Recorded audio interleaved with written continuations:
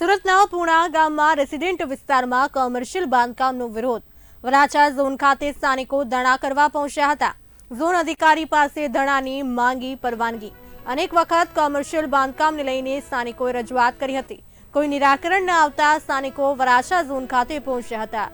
પાલિકાના અધિકારીઓને ડેમોલિશન માટે ભલામણ કરાઈ હોવાના આક્ષેપ જે છે કરવામાં આવી રહ્યા છે.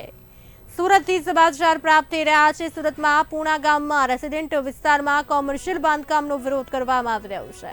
વરાછા ઝોન ખાતે સ્થાનિકો ધરણા કરવા પહોંચ્યા છે. ઝોન અધિકારી પાસે ધરણાની માંગી છે પરવાનગી.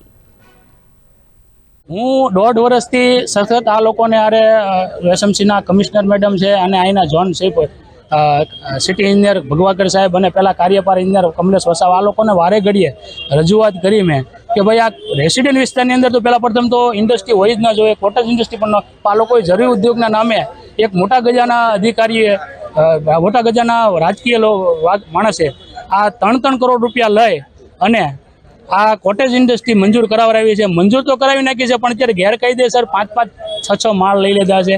હવે એ વિસ્તારની અંદર અમુક રોહિંગ્યા અને બાંગ્લાદેશી મુસલમાનો જે છે વિધર્મીઓ એ લોકોના રહી રહ્યા છે.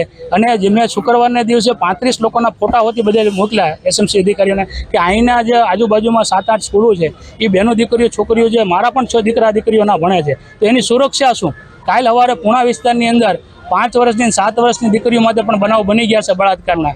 તો અમારે શું કરવું? તો આ લોકોને હકીકતમાં અમે વારે ઘડીએ રજૂઆત કે જાડી ચામડીના અધિકારીઓ એવું કહે છે કે અમને ઉપરથી રાજકીય લોકોના દબાણના હિસાબે અમે કાંઈ કરી નથી શકતા. અને અમુક જગ્યાએ તો શાસક પક્ષના નેતાના પણ નામ આવા લોકોએ અમુક લોકોને આપ્યા છે, મેયરને પણ નામ આપેલા છે. પણ અમે મેયરને પણ મેં ફોન કરેલો કે ભાઈ સાહેબ આ તમારું નામ આયા સ્પીકરમાં નામ આપે અધિકારી આપે છે, તો આ કઈ રીતનું ઓલું કરે?